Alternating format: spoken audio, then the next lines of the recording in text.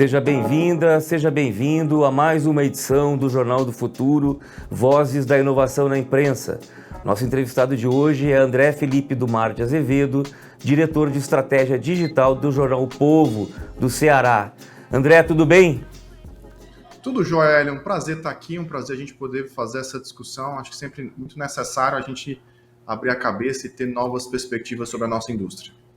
Legal, André. André, hoje só se fala de inteligência artificial, né?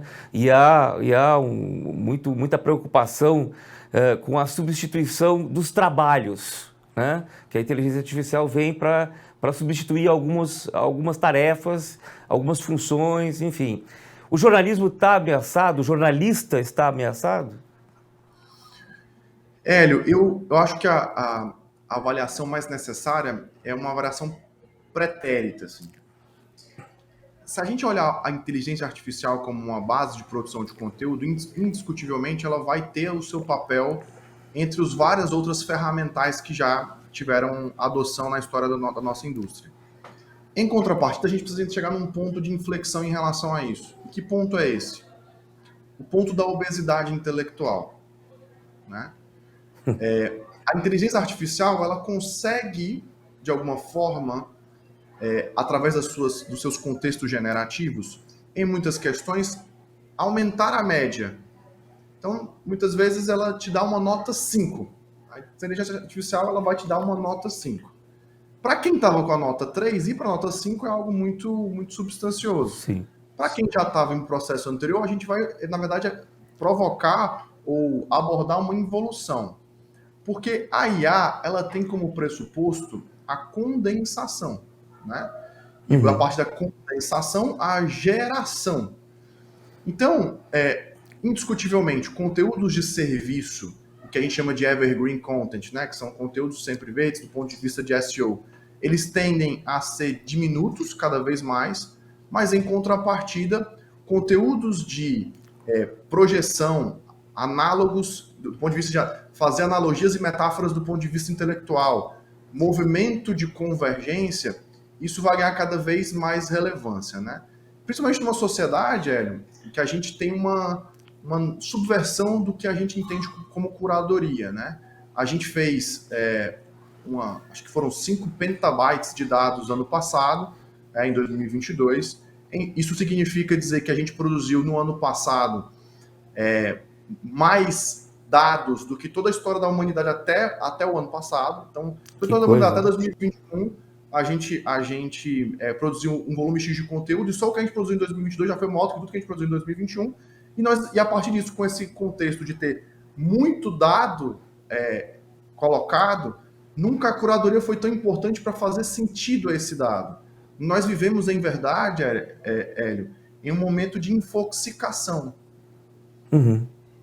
Nós estamos em um processo de tanta informação disponível e tão pouca curada que muitas vezes a gente pode, inclusive, adensar discussões relacionadas a quanto o fato perde força e quanto a narrativa ganha.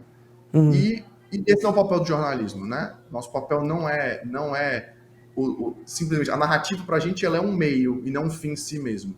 E por isso que eu acredito que a IA, sendo bem objetivo na sua questão, ela vai poder trabalhar um fenômeno de obesidade intelectual muito severo, e a gente vai ter que tomar muito cuidado com isso. Né? A gente vai ter cada vez mais uma sociedade de compartilhadores de opinião e cada vez menos de formadores de opinião. E eu acho que o movimento é saber o quê? É entender quais são os casos de uso que a inteligência artificial vai trazer do ponto de vista de camada de serviço, novas e formas mais eficientes de entregar determinados contextos de informação e entender que nós vamos ir para uma miríade muito mais de complexidade, na verdade, de avaliação intelectual e embasamento intelectual do que efetivamente para simplesmente uma adoção em uma base de serviço, né?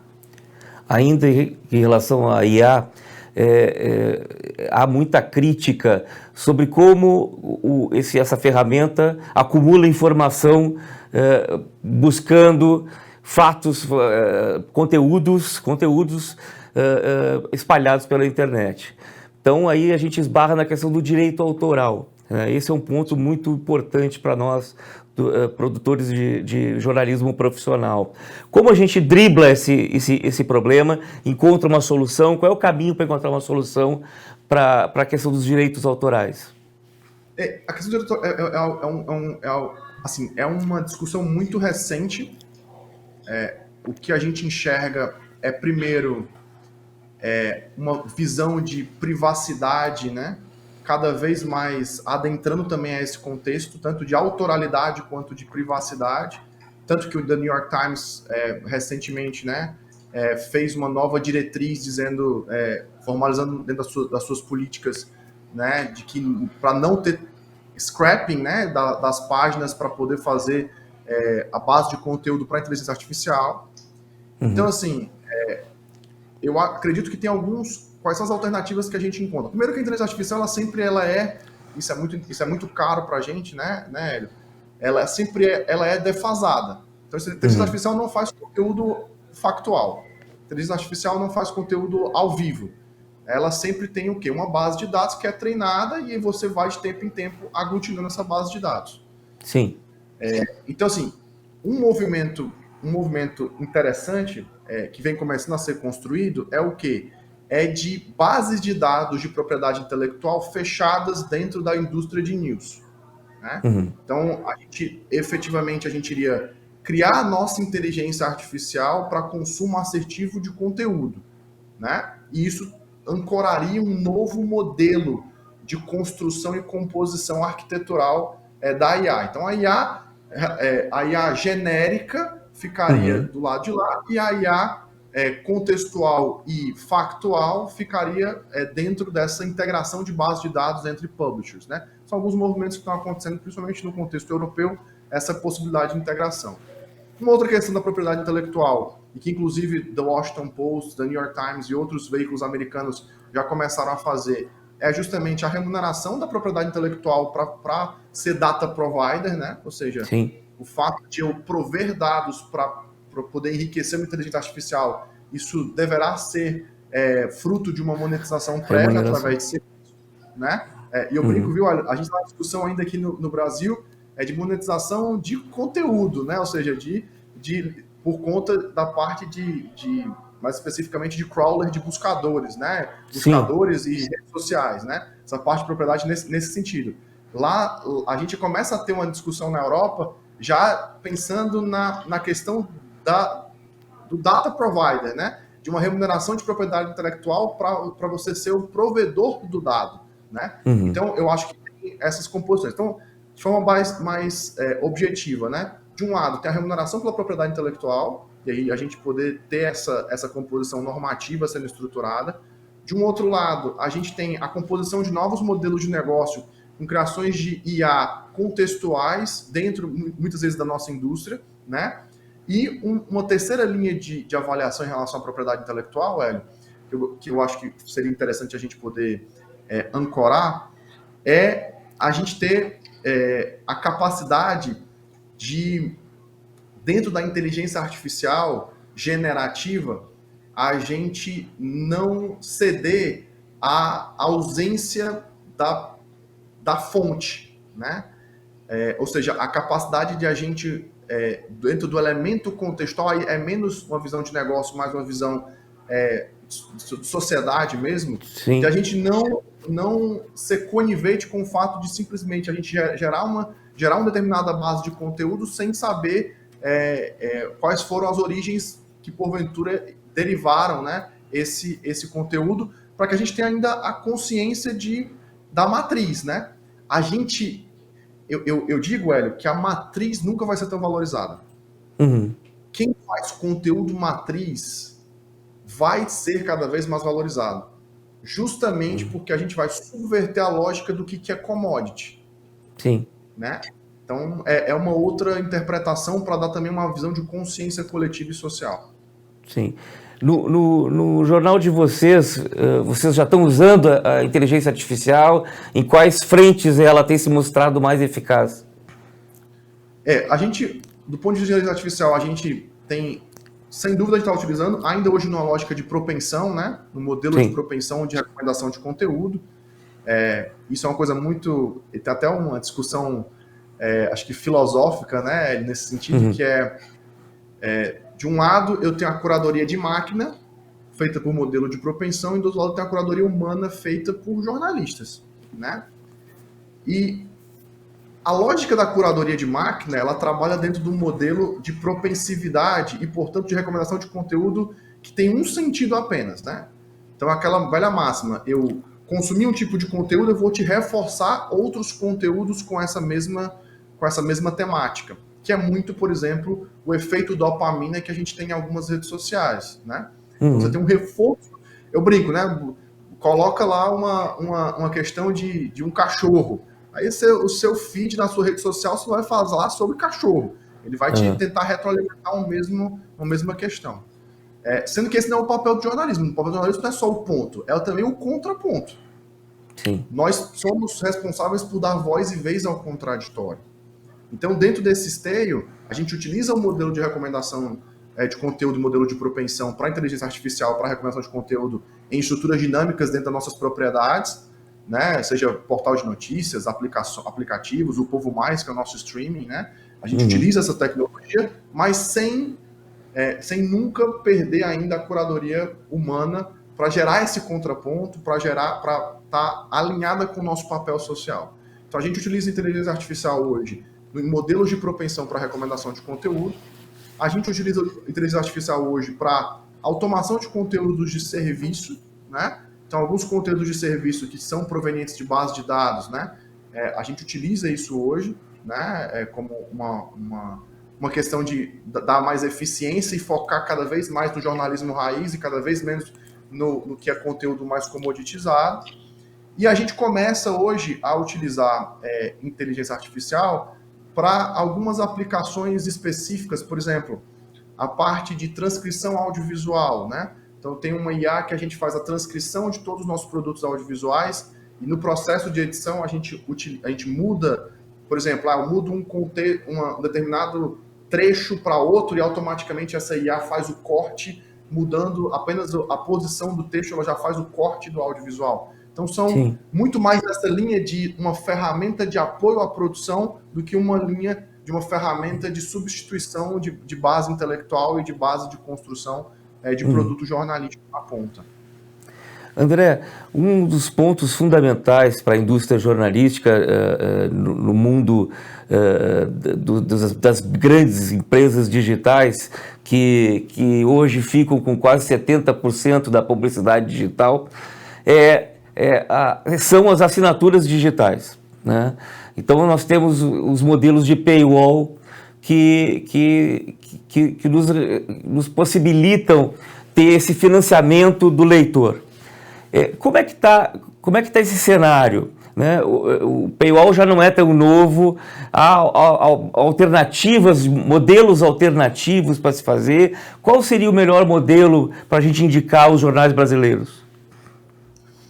Eu acho muito interessante esse questionamento, inclusive porque eu liderei o grupo, né, de estudos de paywall dentro do Comitê de Estratégia Digital da ANJ. Sim. E acho que a gente precisa entender primeiro que vocês têm alguns tipos diferentes de paywall, né? A gente tem o freemium, que é uma parte free e uma parte premium, né? Uma parte do conteúdo totalmente aberta e uma parte do conteúdo totalmente fechada, muito comum na Europa, né? Eu tenho o que a gente chama de poroso ou meter, né? Que são os modelos americanos, em que você tem um número específico de artigos que você pode ler por mês em um determinado veículo, e depois desse número X de artigos, você precisaria realizar o pagamento para poder continuar comprando. Você tem o membership, né? Essa visão de clube de membros, né? Que basicamente o que muda em relação ao poroso é que em relação ao clube de membros você faz parte de uma comunidade, né? Que você vai ter conteúdo, mas você vai ter também outros portfólios de serviços atrelados a fazer parte dessa comunidade. É como se fosse quase uma associação, né? A parte de membership. E você tem cada vez mais também os modelos que a gente chama de dinâmicos, né? Que são Dynamic Paywall, né? Que são basicamente, você utiliza cookies e hashes, que está começando a mudar, né? Porque os cookies têm tudo para terminar nos próximos anos. Então, mas muitas vezes Sua você vida utiliza está no fim. exatamente, é o cookieless, né? Que É, estão chamando, mas que é basicamente você, através de uma análise de comportamento de consumo de quem é aquele usuário que está pegando a sua propriedade, que está na sua propriedade digital, você vai ver o que efetivamente vai tirar um maior valor de monetização. Então, por exemplo, se ele for um leitor casual, um leitor eventual, né, que efetivamente entra para um contexto específico, mas não tem histórico de leitura prévia dentro do teu veículo, você fechar conteúdo para ele talvez não faça sentido, justamente porque você não vai ter nenhuma forma de monetizá-lo efetivamente, porque ele vai sair, né? Ele vai para um outro contexto de busca de informação. Então aí você, nesse aspecto, você abre conteúdo. Para outros tipos de conteúdo que essa pessoa já tenha consumido e tenha mais propensão a assinar, ele vai estar fechado. Então ele é um modelo dinâmico que, inclusive, trabalha com propensividade através de inteligência artificial e aprendizado de máquina, né? sim. Uma questão que para mim é muito necessária de a gente discutir, Hélio, é a questão de que, na essência, a gente trabalha com uma base analítica do ponto de vista mercadológico ainda pouco referenciada ao nosso contexto latino-americano, né? É muito comum que a gente vai falar sobre o que é melhor ou o que é pior para dentro do modelo de negócio de venda de assinatura através da utilização do Pleo como ferramenta para a conversão dessa venda de assinaturas. É muito comum que a gente referencie cases americanos e europeus justamente porque eles têm uma base de dados, né, e uma base de pesquisa e histórica muito mais sólida do ponto de vista de análise. Só que a minha provocação, e eu fiz isso no comitê, né, e a gente vem fazendo essa questão, é que o comportamento de consumo latino-americano ele é completamente distinto do comportamento de consumo europeu ou americano.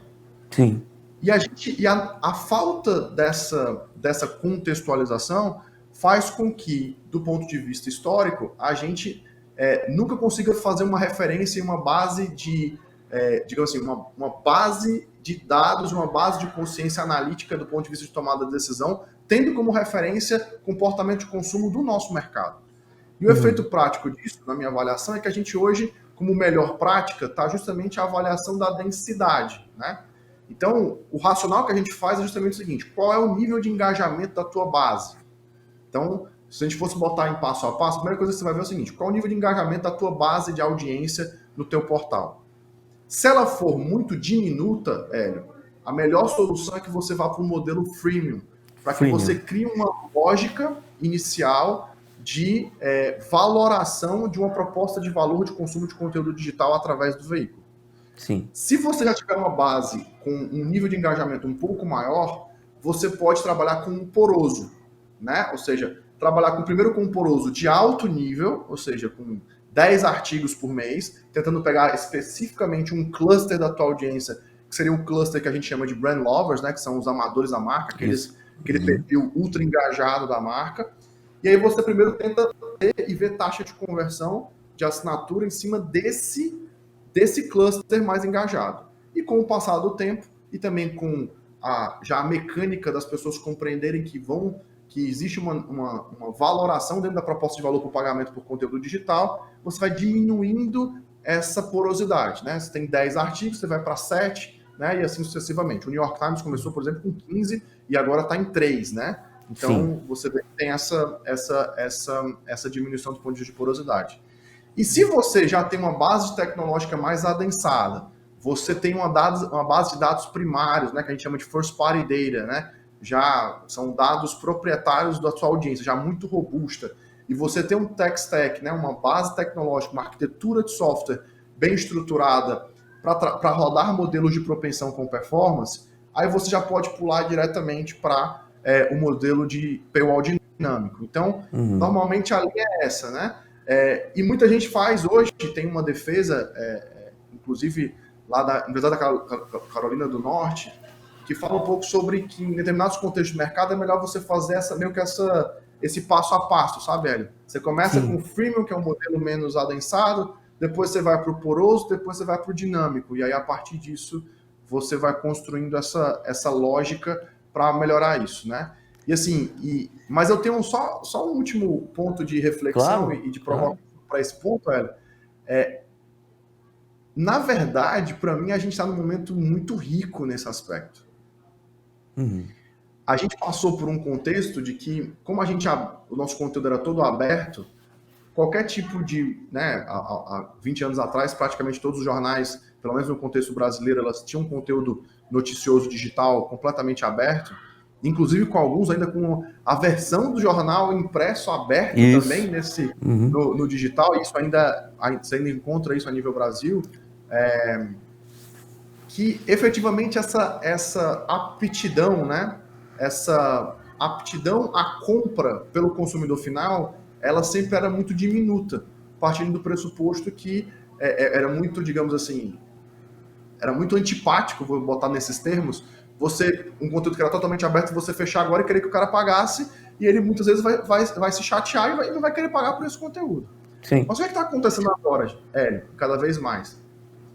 Com as indústrias de entretenimento, né, de mídia e entretenimento, calcando cada vez mais propriedades digitais para distribuição de conteúdo, eu diria de forma mais específica a questão dos streamings, né? Seja streamings audiovisuais, sejam streamings especificamente, no caso de vídeo, streaming de áudio, você começa a ter o quê?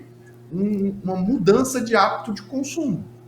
As pessoas hoje estão mais aptas a quererem consumir conteúdo, consumir e pagar por conteúdos digitais, distribuídos digitalmente.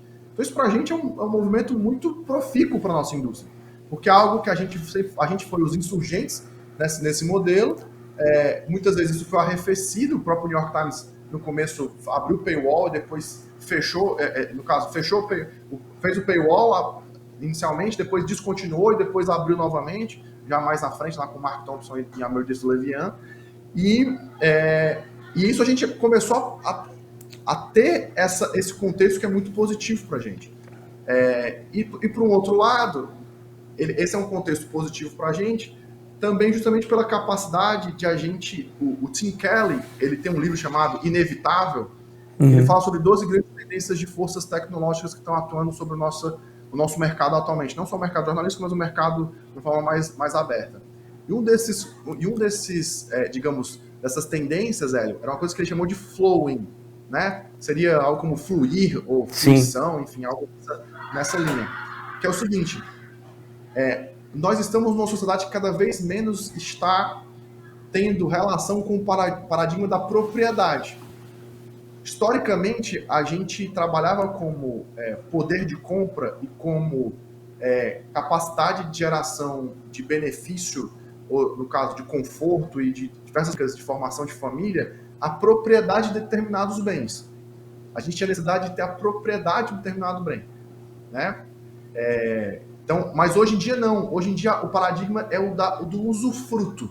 Então as pessoas elas não querem ter o bem, elas querem ter o serviço, elas querem usufruir daquele serviço. Eu até brinco, as pessoas não querem mais um ar-condicionado, elas não querem mais comprar um ar-condicionado, elas querem comprar uma temperatura de 23 graus constante. Sim. Né? Então as pessoas não querem mais alugar filmes, elas querem ter um local que elas podem consumir na hora que elas quiserem.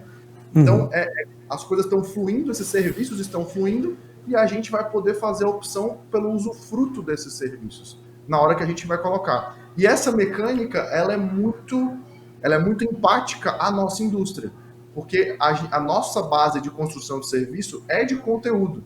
Então, esse conteúdo vai estar fluindo e a adesão a ele tem que ser com o menor nível de fricção possível. Né? Então, essa é uma reflexão que acredito ser importante para esses nossos momentos.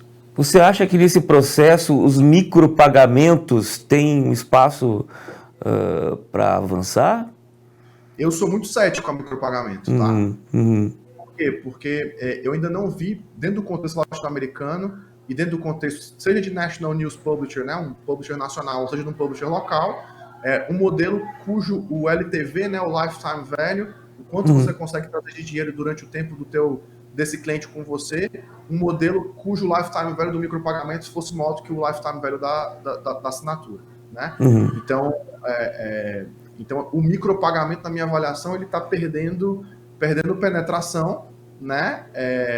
E, assim, justamente por quê? Porque dentro da proposta de valor é muito melhor que você tenha uma recorrência para geração de engajamento e para crescimento de tempo de vida do que efetivamente de você trabalhar dentro de um contexto fechado com um ticket médio muito baixo. Hélio, a nossa indústria já trabalha, né? Isso é uma coisa que nós temos que mudar efetivamente. A nossa indústria já trabalha com ARPU, né? Um ARPU, uma receita média por usuário, na parte de mídia digital, na casa de 3, 4, 5 centavos por usuário, o que é um número muito diminuto, né? O micropagamento, a tese do micropagamento é justamente essa. Ah, não, eu vou aumentar essa propensividade para R$2, esse ARPU para R$2. Porém, esse ARPU, ele não, muitas vezes, o que nós estamos avaliando é que ele não se sustenta. Ele não consegue. É melhor que você tenha um ticket, um custo de aquisição maior, de pegar um modelo de recorrência e você trabalhar com mecânica de engajamento, no caso, para crescimento de tempo médio de permanência na tua base de clientes, do que mesmo você trabalhar com ARPU, esse micropagamento que muitas vezes não vai ter esse giro, né? Então, esse é o contexto, assim. Eu sou um pouco cético com micropagamentos, assim. Entendi. André, e o público jovem, né, que é o que vai nos sustentar mais à frente também, como é que a gente encanta essa audiência? Eu acredito que o público jovem, primeiro a gente tem que ter uma visão que a gente não pode subestimar o público jovem, né? Às vezes a gente tem um olhar muito unidirecional, né, para o público mais jovem. Na verdade, esse público jovem, ele tem o quê? Ele tem um comportamento de consumo diferente, né? Ele tem uma base de construção de conteúdo diferente. Então, linguagem narrativa para adesão vai ser diferente, porque senão a gente pode cometer o equívoco, Hélio, de achar o seguinte: ah, não, eu tenho uma visão estereotipada desse público jovem que não lê, que não consome. E na sua essência, não é isso que a gente vê, inclusive em pesquisa, né? O nível de incidência de leitura, ele não tá numa mudança muito alta, muito pelo contrário, tem um consumo maior, só que em contextos de linguagem muito diferentes. Sim. Então, a minha base de construção do público jovem é, primeiro, entender que é um público que trabalha dentro de uma perspectiva mais relacional. Então, a visão de você trabalhar com estruturas mais personificadas e identificadas de determinados conteúdos, ela é cada vez mais relevante, ou seja, você se identificar não apenas com um fato ou com um programa, ou, né, de um determinado veículo, mas sim com as pessoas com as quais esse programa existe. Então, essa referência é um ponto necessário. Um segundo contexto é o contexto de comunidade. Então, assim, o público jovem, ele quer se sentir parte de algo. Então, a utilização de estruturas que efetivamente geram essa interação entre referências personificadas e esse público é uma outra estratégia para aumentar o nível de engajamento desse público. Ou seja, a gente vai ter algo que é muito desafiador. É o seguinte: nunca mais a gente vai poder, digamos assim, só criar conteúdo e criar conteúdo por criar conteúdo. Eu tenho que criar conteúdo, eu tenho que ter momentos de interação desse conteúdo. É uma cauda longa desse conteúdo com movimentos experienciais. Então, para adensar esse público mais jovem, eu tenho que promover experiências de contato e sinergia com os provedores desses conteúdos, né? Tem até a gente tem um programa já tradicional aqui, Hélio, que é o Debates do Povo, né? Que a gente faz na nossa rádio, assim. É o Povo CBN. Então, assim, a gente já fez por 3 vezes, a gente já fez o Debate do Povo com o público. Então, nós trouxemos o público, no caso, ouvinte e também a audiência via YouTube do Debate do Povo, trouxemos para fazer um evento em que a gente veria o debate ao vivo e transmitido para todo mundo. E o efeito foi um engajamento soberbo, inclusive dos mais jovens, que naquele contexto, naquelas temáticas, eles se sentiam fazendo parte desse efeito. Então, eu diria efetivamente esses pontos como sendo eixos formadores da conquista dessa base de público. Neste movimento, os jornais têm de estar onde o povo está, onde o público está. E cada vez mais em várias plataformas, como você falou, redes sociais, enfim, todas as mídias interativas. Essa transição, esse caminhar, não chega a ser uma transição, mas esse caminhar, ele resulta num prazo de validade para o jornal impresso? Eu brinco, viu, Hélio? Tem o pessoal do rádio disse que na TV ia acabar com o rádio. O pessoal, Isso. a rádio viu para acabar com o impresso. E no fundo o que a gente verifica é que todos esses canais e essas mídias, elas coexistem, né? Cada um com sua linguagem, cada um com o seu público e cada um com o seu formato, né? Então, assim, eu não avalio que isso tenha... Existe um equívoco na minha avaliação sobre mídia impressa.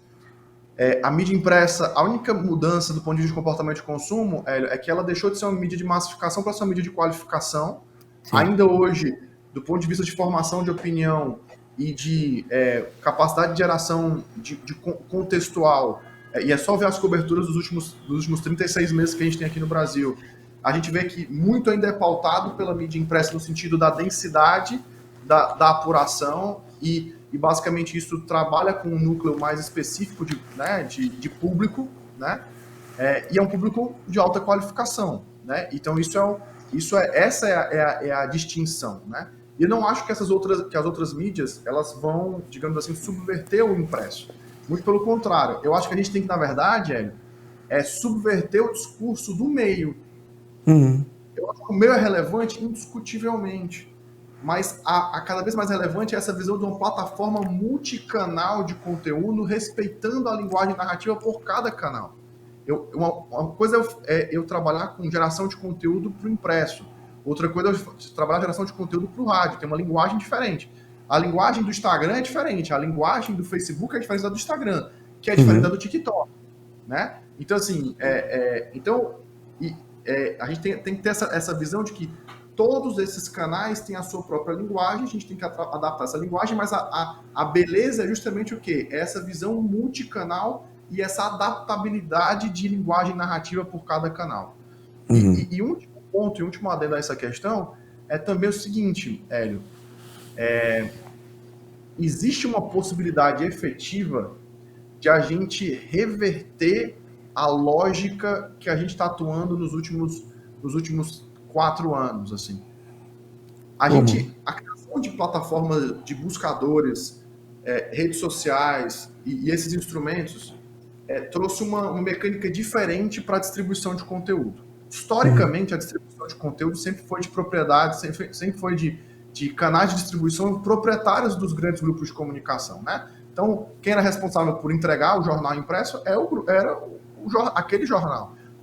Quem é responsável por transmitir a rádio era a própria rádio daquele grupo de comunicação. A TV da mesma forma. Então, o canal de distribuição era sempre proprietário.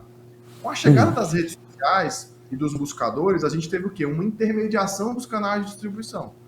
Então, basicamente, as pessoas continuavam consumindo o nosso conteúdo, mas através de um canal que não era nosso, era um canal de um terceiro.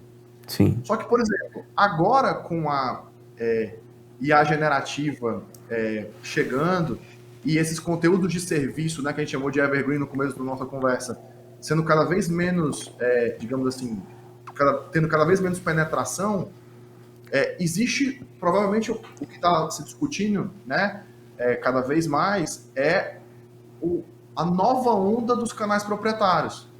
Justamente porque se aquele conteúdo de base, geração de audiência, não vai ser mais entregue por mim, na minha propriedade, ou seja, ele não vai chegar na minha propriedade, então eu tenho que reforçar outros canais de distribuição que estejam sobre a minha propriedade, sobre a minha influência. Então, tem um novo contexto do retorno dos canais proprietários de distribuição dentro de um contexto em que cada vez menos os canais terceiros estão valorizando a distribuição da indústria, né? Sim. Então, tem um pouco dessa discussão nascendo nesse momento, ela está incubando nesse momento, né? Sim. André, para terminar, a inovação, ela não é puramente tecnologia, né? Ela envolve uma série de outros fatores e precisa estar presente dentro de todos os cantos de uma organização. Qual é a dica que você dá para os outros jornais associados da NJ para implantar a cultura da transformação em toda a organização? Eu gosto muito da perspectiva e eu advogo muito isso aqui no grupo, Hélio. E esse é um contexto muito interessante porque a gente tem muita penetração digital, né? Nosso Instagram, por exemplo, ele é o mais engajado dentro dos publishers a nível nacional, né? E já há quase 2 anos. E também a gente fez o Povo Mais, né? Que é um streaming de jornalismo, né? Obviamente e vencemos o Latam Infra Digital Media Awards Sim. pelo Povo Mais. E quando a gente olha para falar assim, e aí eu tenho muitos amigos né, dentro que também estão em outros veículos e perguntam assim, mas como é que é isso? Como é que isso acontece? Como é que vocês conseguem criar esses novos produtos e ter essa penetração que vocês têm hoje? E eu falo o seguinte, olha, a transformação digital, ela começa com uma transformação cultural. É a gente ter a capacidade de entender que nós temos que todos juntos caminhar dentro de uma mesma diretriz. Sim. É a visão cada vez mais proeminente de que produto que está representado por estratégia digital, né? Jornalismo representado pela própria redação e marketing, né? É um triunvirato que é indissociável para um processo de construção de produto digital no século XXI. Então, eu simbolicamente, eu hoje, né? O meu time hoje está junto com a redação no mesmo ambiente. Sim. Nós coexistimos no mesmo ambiente. Nós criamos o produto e o conteúdo de forma uníssona, né? E isso é uma visão completamente transformadora desse contexto, né? Então, eu diria que a inovação ela começa primeiro com essa visão de colocar todo mundo dentro das mesmas discussões, colocar a todos dentro dos mesmos pressupostos, para a partir disso a gente concretar objetivos uníssonos de construção. Além disso, eu gosto muito de a gente poder começar a ter essa visão de uma cultura cada vez menos funcionalizada, tá? Porque normalmente existe um paradoxo estrutural das organizações jornalísticas e também organizações não jornalísticas, né? Nós fomos acostumados, historicamente, Hélio, a nosso modelo de governança ser funcionalizado, failorista, verticalizado. Pessoas que mais conhecem de marketing no marketing, as pessoas que mais conhecem de finanças estão na área financeira, as pessoas que mais conhecem de tecnologia estão na área de tecnologia, sendo que o que move uma organização, que são seus processos, projetos, né, e estratégia, são por definição interfuncionais, são por definição transversais, né? Ou seja, a gente se organiza verticalmente, mas a gente funciona horizontalmente. Então, essa mecânica, né, que são essa visão de squads ou estruturas com objetivos e resultados chaves bem delimitados, mas com multidisciplinariedade na sua estrutura para alcançar esses objetivos, esse é um ponto também, um agente facilitador desse processo. E por fim, eu gosto muito da visão do Clayton Christensen, Hélio, que fala que inovação existem 4 grandes eixos de inovação, né? Uma que é a incremental, ou a de eficiência operacional, que a gente não pode perder ela no nosso radar, que é o crescimento contínuo e constante frente ao nosso mercado, ao produto que a gente está. Eu tenho a Breakthrough Innovation, né, que é quando eu crio, basicamente, né, eu crio uma nova tecnologia para o mercado, né? Então, essa Breakthrough Innovation. E eu tenho a inovação disruptiva, que é eu crio um novo mercado com uma tecnologia já existente. E eu tenho a inovação radical, né, que seria criar uma nova tecnologia e um novo mercado, né? Então, olhar para em qual quadrante. E aí um livro maravilhoso para olhar isso também, que é a continuidade dessa filosofia do Clayton Christensen, né? É o Clark Gilbert, né? Fez lá no Dual Transformation, né? O Scott Anthony e o Clark Gilbert, de justamente ver como é essa transformação, o quanto dos teus projetos estão coexistindo essas visões, né? Então é você olhar para uma visão de eficiência operacional agora, para poder aumentar nível de eficiência, aumentar retorno, e aquilo que isso vai te gerar, que vai subverter e vai criar uma nova linha de negócios para o futuro, que seria essa breakthrough, ou disruptiva, ou radical, que seria essa transformação, essa segunda transformação. Então, acho que esse é o contexto, né? Governança, mudança, transformação cultural e também uma nova mentalidade sobre o que a gente quer conquistar conjuntamente e que vai, muitas vezes, ser a evolução do efeito de rede que vai gerar o novo contexto da nossa empresa, da nossa indústria. Esses são, acho que, as 3 mecânicas que eu aconselharia para poder fazer essa construção coletiva. André, muito obrigado por compartilhar o teu conhecimento, o conhecimento do Jornal O Povo com a gente. Isso é fundamental para a nossa cadeia produtiva, essa troca de experiências, de conhecimento, enfim. Te agradeço muito pela presença. A gente termina aqui... Opa, claro. A gente termina aqui... A gente termina aqui mais uma edição do Jornal do Futuro, Vozes da Inovação na Imprensa. Você, ouvinte, já sabe, pode participar mandando e-mail para anj@anj.org.br. E o nosso programa é mensal, nós voltamos no próximo mês. André, brigadão. Um abraço. Um forte abraço, gente. Tudo de bom para vocês. Um abraço. Um abraço.